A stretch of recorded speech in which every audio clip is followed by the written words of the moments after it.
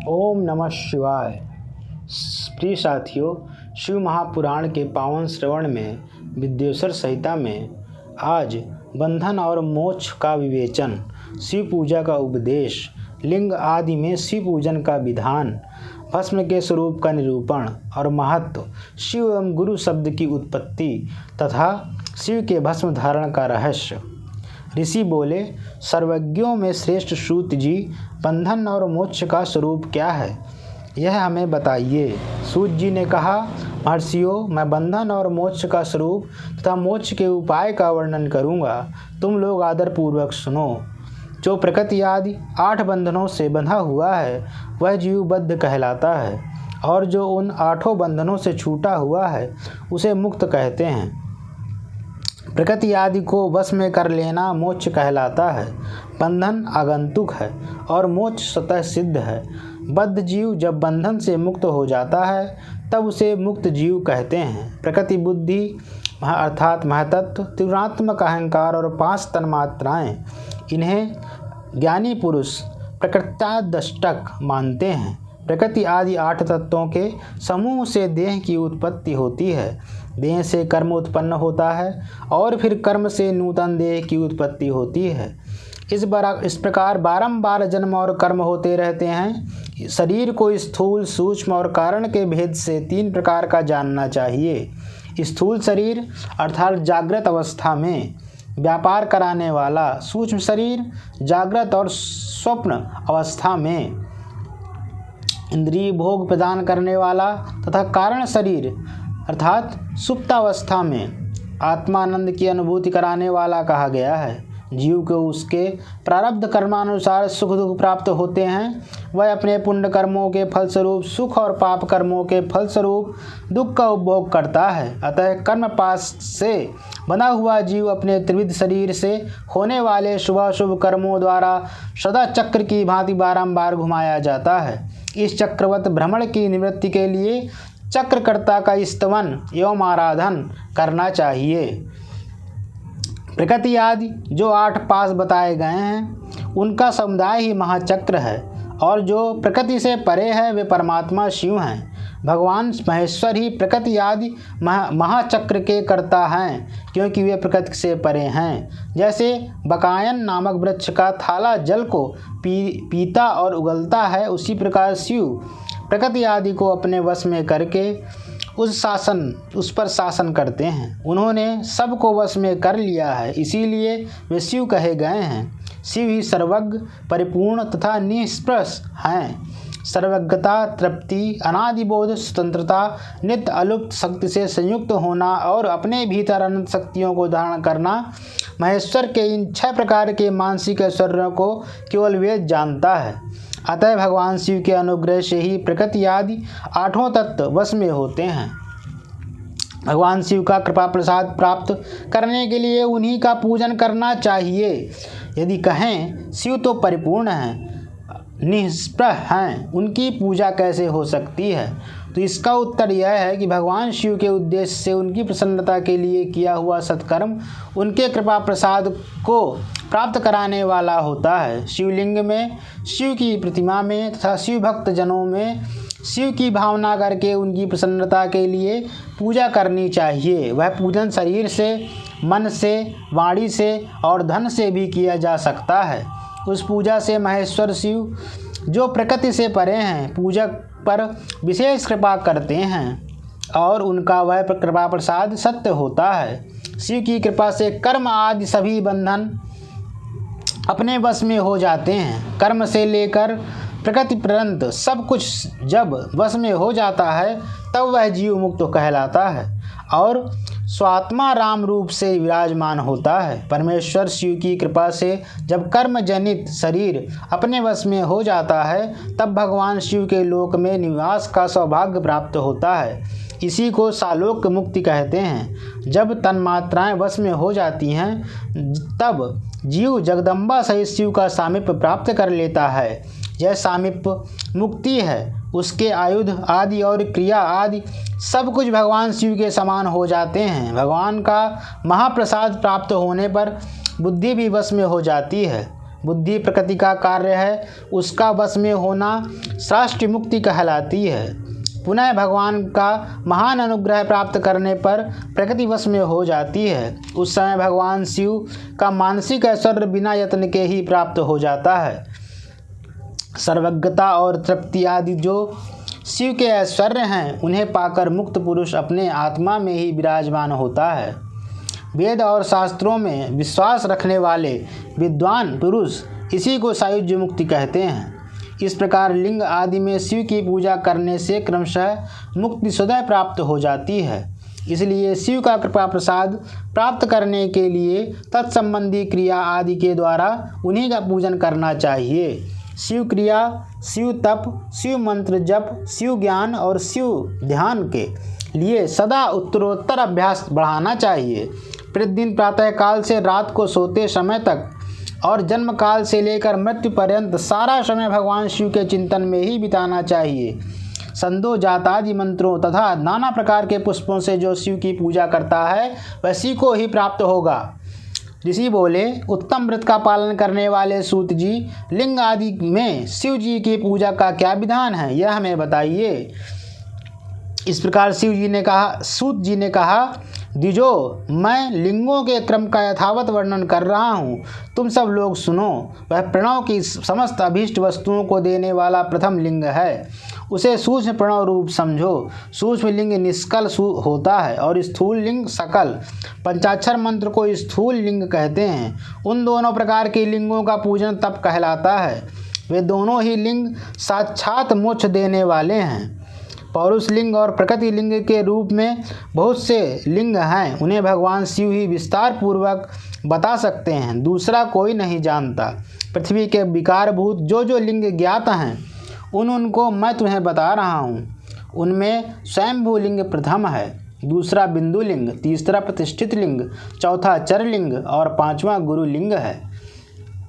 देवर्षियों की तपस्या से संतुष्ट हो उनके समीप प्रकट होने के लिए पृथ्वी के अंतर्गत बीज रूप से व्याप्त हुए भगवान शिव वृक्षों के अंकुर की भांति भूमि को भेद कर नादलिंग के रूप में व्यक्त हो जाते हैं। वे स्वतः व्यक्त हुए शिव ही स्वयं प्रकट होने के कारण स्वयंभू नाम धारण करते हैं। ज्ञानी जन उन्हें स्वयंभू लिंग के रूप में जानते हैं। उस स्वयंभू लिंग की पूजा से उपासक का ज्ञान स्वयं ही बढ़ने लगता है। सोने चांदी आदि के पत्र पर, भूमि पर अथवा वेदी पर अपने हाथ से लिखित जो शुद्ध प्रणव मंत्र रूप लिंग हैं, उसमें तथा मंत्र लिंग का आलेखन करके उसमें भगवान शिव की प्रतिष्ठा और आवाहन करे। ऐसा बिंदु नादमय लिंग स्थावर और जंगम दोनों ही प्रकार का होता है।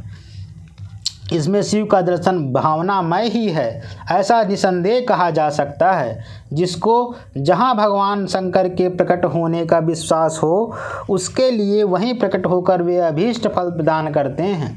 अपने हाथ से लिखे हुए यंत्र में तथा अकृत्रिम स्थावर आदि में भगवान शिव का आवाहन करके 16 उपचारों से उनकी पूजा करे। ऐसा करने से साधक स्वयं ही ऐश्वर्य को प्राप्त कर लेता है और इस साधन के अभ्यास से उसको ज्ञान भी होता है। देवताओं और ऋषियों ने आत्मसिद्धि के लिए अपने हाथ से वैदिक मंत्रों के उच्चारण पूर्वक शुद्ध मंडल में शुद्ध भावना द्वारा जिस उत्तम शिवलिंग की स्थापना की है उसे पौरुष लिंग कहते हैं तथा वही प्रतिष्ठित लिंग कहलाता है। उस लिंग की पूजा करने से सदा पौरुष ऐश्वर्य की प्राप्ति होती है। महान ब्राह्मण और महाधनी राजा किसी कारीगर से शिवलिंग का निर्माण कराकर जो मंत्रपूर्वक उसकी स्थापना करते हैं उनके द्वारा स्थापित हुआ वह लिंग भी प्रतिष्ठित लिंग कहलाता है, किंतु वह प्राकृत लिंग है, इसलिए प्राकृत ऐश्वर्य भोग को ही देने वाला होता है। जो शक्तिशाली और नित्य होता है उसे पौरुष कहते हैं तथा जो दुर्बल और अनित्य होता है वह प्राकृत कहलाता है। लिंग, नाभि, जीवा, नासाग्र भाग और शिखा के क्रम से कटि, हृदय और मस्तक तीनों स्थानों में जो लिंग की भावना की गई है उस आध्यात्मिक लिंग को ही चर लिंग कहते हैं। पर्वत को पौरुष लिंग बताया गया है और भूतल को विद्वान पुरुष प्राकृत लिंग मानते हैं। वृक्ष आदि को पौरुष लिंग जानना चाहिए और गुल्म आदि को प्रकृत लिंग। साठी नामक धान्य को प्राकृत लिंग समझना चाहिए और साली अर्थात अगहनी एवं गेहूं को पौरुष लिंग, अड़िमा आदि 8 सिद्धियों को देने वाला जो ऐश्वर्य है उसे पौरुष ऐश्वर्य जानना चाहिए। सुंदर स्त्री तथा धन आदि विषयों को आस्तिक पुरुष प्राकृत ऐश्वर्य कहते हैं। चरलिंगों में सबसे प्रथम रसलिंग का वर्णन किया जाता है। रसलिंग ब्राह्मणों को उनकी सारी अभीष्ट वस्तुओं को देने वाला है। शुभ कारक बाणलिंग क्षत्रियों को महान राज्य की प्राप्ति कराने वाला है। सुवर्णलिंग वैश्यों को महाधनपति का पद प्रदान करने वाला है तथा सुंदर शिवलिंग शूद्रों को महाशुद्धि देने वाला है। स्फटिकमय लिंग तथा बाणलिंग सब लोगों को उनकी समस्त कामनाएं प्रदान करते हैं। अपना न हो तो दूसरों का स्फटिक या बाणलिंग भी पूजा के लिए निषिद्ध नहीं है। स्त्रियों विशेषतः सधवाओं के लिए पार्थिव लिंग की पूजा का विधान है। प्रवृत्ति मार्ग में स्थित विधवाओं के लिए स्फटिक लिंग की पूजा बताई गई है, परंतु विरक्त विधवाओं के लिए रसलिंग की पूजा को ही श्रेष्ठ कहा गया है। उत्तम व्रत का पालन करने वाले महर्षियों बचपन में, जवानी में और बुढ़ापे में भी शुद्ध स्फटिकमय शिवलिंग का पूजन स्त्रियों को समस्त भोग प्रदान करने वाला है। ग्रहासक्त स्त्रियों के लिए पीठ पूजा भूतल पर संपूर्ण अभिष्ट को देने वाली है। प्रकृति मार्ग में चलने वाला पुरुष सुपात्र गुरु के सहयोग से ही समस्त पूजा कर्म संपन्न करे। इष्ट देव का अभिषेक करने के पश्चात अगहनी के चावल से बने हुए खीर आदि पकवानों द्वारा नैवेद्य अर्पण करे। पूजा के अंत में शिवलिंग को संपुट में पधराकर घर के भीतर पृथक रख दे। जो निवृत्ति मार्गी पुरुष हैं उनके लिए हाथ पर ही शिवलिंग पूजा का विधान है। उन्हें भिक्षादि से प्राप्त हुए अपने भोजन को ही नैवेद्य रूप से में निवेदित करना चाहिए। नृत्य पुरुषों के लिए सूक्ष्म लिंग ही श्रेष्ठ बताया जाता है। वे विभूति द्वारा पूजा करें और विभूति को ही वे नैवेद्य रूप से निवेदित भी करें। पूजा करके उस लिंग को सदा अपने मस्तक पर धारण करें। विभूति 3 प्रकार की बताई गई है, लोकाग्नि जनित, वेदाग्नि जनित और शिवाग्नि जनित। लोकाग्नि जनित या लौकिक भस्म को द्रव्यों की शुद्धि के लिए लाकर रखे मिट्टी, लकड़ी और लोहे के पात्रों की, धान्यों की, तिल आदि द्रव्यों की, वस्त्र आदि की तथा परियुषित वस्तुओं की भस्म से शुद्धि होती है। कुत्ते आदि दूषित हुए पात्रों की भी भस्म से ही शुद्धि मानी गई है। वस्तु विशेष की शुद्धि के लिए यथा योग्य सजल और निर्जल भस्म का उपयोग करना चाहिए। वेदाग्नि जनित को जो भस्म है उसको उन वैदिक कर्मों के अंत में धारण करना चाहिए। मंत्र और क्रिया से जनित जो होम कर्म है वह अग्नि में भस्म का रूप धारण करता है। उस भस्म को धारण करने से वह कर्म आत्मा में आरोपित हो जाता है। अघोर मूर्तिधारी शिव का जो अपना मंत्र है उसे पढ़कर बेल की लकड़ी को जलाए। उस मंत्र से अभिमंत्रित अग्नि को शिवाग्नि का कहा गया है। उसके द्वारा जले हुए काष्ठ का जो भस्म है वह शिवाग्नि जनित है। कपिला गाय के गोबर अथवा गाय मात्र के गोबर को तथा समी, पीपल, पलाश, बड़, अमलतास और बेर इनकी लकड़ियों को शिवाग्नि से जलाए वह शुद्ध भस्म शिवाग्नि जनित माना गया है। अथवा कुश की अग्नि में शिव मंत्र के उच्चारण पूर्वक काष्ठ को जलाए, फिर उस भस्म को कपड़े से अच्छी तरह छानकर नए घड़े में भरकर रख दे। उसे समय समय पर अपनी कांति या शोभा की वृद्धि के लिए धारण करे। ऐसा करने वाला पुरुष सम्मानित एवं पूजित होता है। पूर्व काल में भगवान शिव ने भस्म शब्द का ऐसा ही अर्थ प्रकट किया था। जैसे राजा अपने राज्य में सारभूत कर को ग्रहण करता है, जैसे मनुष्य शस्य आदि की को जलाकर अथवा रांधकर उसका सार ग्रहण करते हैं, तथा जैसे जठरानल नाना प्रकार के भक्ष्य भोज आदि पदार्थों को भारी मात्रा में ग्रहण करके जलाकर सारतर वस्तु ग्रहण करता और उस सारतर वस्तु से स्वदेह का पोषण करता है, उसी प्रकार प्रपंचकर्ता परमेश्वर शिव ने भी अपने में आधेय रूप से विद्यमान प्रपंच को जलाकर भस्म रूप से उसके सार तत्व को ग्रहण किया है। प्रपंच को दग्ध करके शिव ने उसके भस्म को अपने शरीर में लगाया है। राख बबूत पोतने के बहाने जगत के सार को ही ग्रहण किया है। अपने शरीर में अपने लिए रत्न स्वरूप भस्म को इस प्रकार प्रस्थापित किया है। आकाश के सार तत्व से केश, वायु के सार तत्व से मुख, अग्नि के सार तत्व से हृदय, जल के सार तत्व से कटिभाग और पृथ्वी के सार तत्व से घुटने को धारण किया है। इसी तरह उनके सारे अंग विभिन्न वस्तुओं के सार रूप हैं। महेश्वर ने अपने ललाट में तिलक रूप से जो त्रिपुंड धारण किया है वह ब्रह्मा, विष्णु और रुद्र का सार तत्व है। वे इस सब वस्तुओं को जगत के अभ्युदय का हेतु मानते हैं। इन भगवान शिव ने ही प्रपंच के सार सर्वस्व को अपने वश में किया है, अतः इन्हें अपने वश में करने वाला दूसरा कोई नहीं है। जैसे समस्त मृगों का हिंसक मृग सिंह कहलाता है और उनकी हिंसा करने वाला दूसरा कोई मृग नहीं है, अतएव उसे सिंह कहा गया है। सकार का अर्थ नित्य सुख एवं आनंद, इकार का अर्थ पुरुष और वकार का अर्थ है अमृत स्वरूपा शक्ति। इन सब का सम्मिलित रूप ही शिव कहलाता है।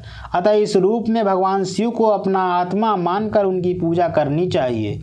अतः पहले अपने अंगों में भस्म मले, फिर ललाट में उत्तम त्रिपुंड धारण करे। पूजा काल में सजल भस्म का उपयोग होता है और द्रव्य शुद्धि के लिए निर्जल भस्म का। गुणातीत परम शिव राजस आदि सभी कार्य गुणों का अवरोध करते हैं, दूर हटाते हैं। इसलिए वे सबके गुरु रूप का आश्रय लेकर केवल स्थित हैं। गुरु विश्वासी शिष्यों के तीनों गुणों को पहले दूर करके फिर उन्हें शिव तत्व का बोध कराते हैं, इसीलिए गुरु कहलाते हैं। गुरु की पूजा परमात्मा शिव की ही पूजा है। गुरु के उपयोग से बचा हुआ सारा पदार्थ आत्मशुद्धि करने वाला होता है। गुरु की आज्ञा के बिना उपयोग में लाया हुआ सब कुछ वैसा ही है जैसे चोर चोरी करके लाई हुई वस्तु का उपयोग करता है। गुरु से भी विशेष ज्ञानवान पुरुष मिल जाए तो उसे भी यत्नपूर्वक गुरु बना लेना चाहिए। अज्ञान रूपी बंधन से छूटना ही जीव मात्र के लिए साध्य पुरुषार्थ है। अतः जो विशेष ज्ञानवान है वही जीव को उस बंधन से छुड़ा सकता है। जन्म और मरण रूप द्वंद्व को भगवान शिव की माया ने ही अर्पित किया है। जो इन दोनों को शिव की माया को ही अर्पित कर देता है वह फिर शरीर के बंधन में नहीं पड़ता। जब तक शरीर रहता है तब तक जो क्रिया के ही अधीन है वह जीव बद्ध कहलाता है। स्थूल, सूक्ष्म और कारण तीनों शरीरों को वश में कर लेने पर जीव का मोक्ष हो जाता है, ऐसा ज्ञानी पुरुषों का कथन है। माया चक्र के निर्माता भगवान शिव ही परम कारण हैं। वे अपनी माया के दिए हुए द्वंद्व का स्वयं ही परिमार्जन करते हैं। अतः शिव के द्वारा कल्पित हुआ द्वंद्व उन्हीं को समर्पित कर देना चाहिए। जो शिव की पूजा में तत्पर हो वह मौन रहे, सत्य आदि गुणों से संयुक्त हो तथा क्रिया, जप, तप, ज्ञान और ध्यान में से एक एक का अनुष्ठान करता रहे। ऐश्वर्य, दिव्य शरीर की प्राप्ति, ज्ञान का उदय, अज्ञान का निवारण और भगवान शिव के सामीप्य का लाभ, ये क्रमशः क्रिया आदि के फल हैं। निष्काम कर्म करने से अज्ञान का निवारण हो जाने के कारण शिवभक्त पुरुष उसके यथोक्त फल को प्राप्त करता है। शिवभक्त पुरुष देश, काल, शरीर और धन के अनुसार यथा योग क्रिया आदि का अनुष्ठान करे। न्यायोपार्जित उत्तम धन से निर्वाह करते हुए विद्वान पुरुष शिव के स्थान में निवास करे। जीव हिंसा आदि से रहित और अत्यंत क्लेश शून्य जीवन बिताते हुए पंचाक्षर मंत्र के जप से अभिमंत्रित अन्न और जल को सुख स्वरूप माना गया है। अथवा कहते हैं कि दरिद्र पुरुष के लिए भिक्षा से प्राप्त हुआ अन्न ज्ञान देने वाला होता है। शिव भक्त को भिक्षान्न प्राप्त हो तो वह शिव भक्ति को बढ़ाता है। शिव योगी पुरुष भिक्षान्न को शंभुसत्र कहते हैं। जिस किसी भी उपाय से जहाँ कहीं भी भूतल पर शुद्ध अन्न का भोजन करते हुए सदा मौन भाव से रहे और अपने साधन का रहस्य किसी पर प्रकट न करे, भक्तों के समक्ष ही शिव के महात्म को प्रकाशित करे। शिव मंत्र के रहस्य को भगवान शिव ही जानते हैं, दूसरा नहीं। इस प्रकार यह शिव महापुराण के अंतर्गत विद्योषध संहिता का यह अध्याय पूर्ण हुआ। हमारे चैनल से जुड़े रहने के लिए हमें सब्सक्राइब करें। ओम नमः शिवाय।